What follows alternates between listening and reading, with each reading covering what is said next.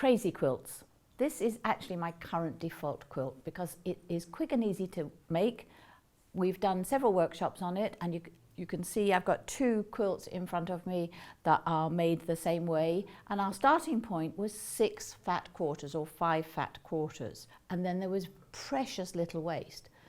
But having got yourself to that point, it occurred to me that maybe you haven't got fat quarters, maybe what you've got are scraps. So I thought, well, what do we do with those? Well, let me show you. As a quick recap, you would have made yourself a series of templates using the Crazy Quilt template in the middle. And this was the block that I used, or the series of templates that I used for the quilts in front of me. It's got the big Crazy Quilt piece in the middle and then the series around. I'm not going to recap on that. You can see that in our Crazy Quilt workshop. I keep this, as you can see, beautifully sellotaped together, but I do keep it for future use. And I have another one here, from which I have taken the sellotape off. So I'm left with 6 pieces. I've also got in front of me a series of scraps of fabric. This is from a shirting quilt that I'm in the middle of making. But they are none of them big enough to do a whole block. I can't start off with the 10-inch square that I did using the previous workshop. But they are certainly big enough to use these templates. And the beauty of these templates is you don't have to think about seam allowance. We've taken care of that because it's all part of the easy construction.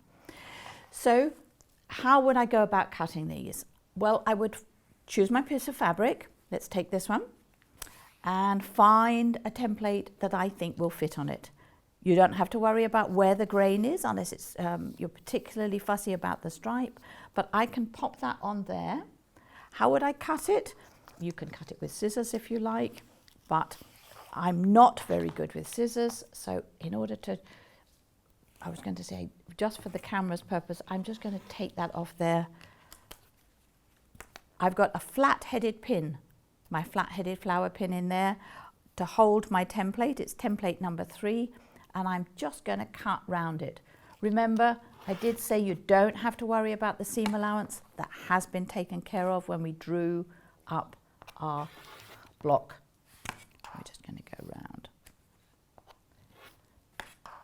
I have numbered these templates because it just reminds me where they go back.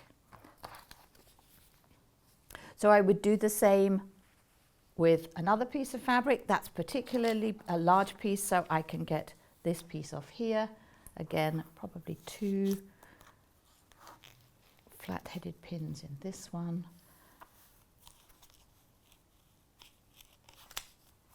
And remember to keep yourself safe.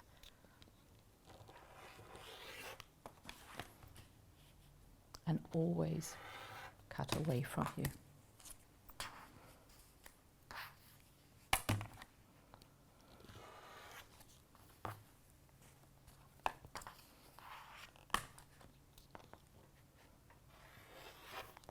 So I'm putting the ruler on top of the template and cutting up alongside it.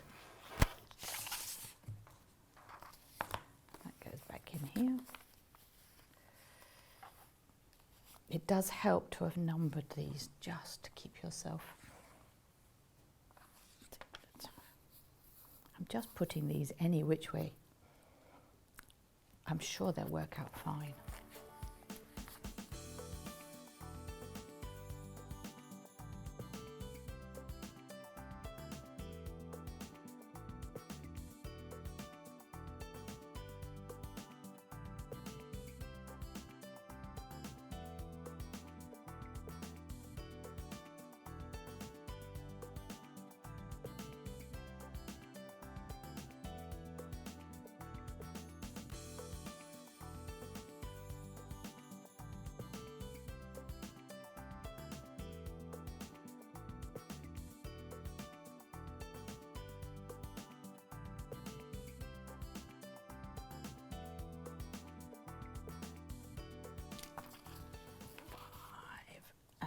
Middle one. So there we go. So there's our crazy block made with individual bits of fabric. And you don't have to, the magic is you don't have to worry about that seam allowance, because if you look at the main workshop, you will see that the seam allowance is taken care of as we flip these over to sew. You sew them in the reverse order, 5, 4, 3, 2, 1. 5 is the only one that is the exact shape, and you just sew your seam allowance here, you flip it open, and then that one goes onto here. So I hope that will give you another use and some bit of inspiration to really look into your scrap stash and make a really scrappy crazy quilt.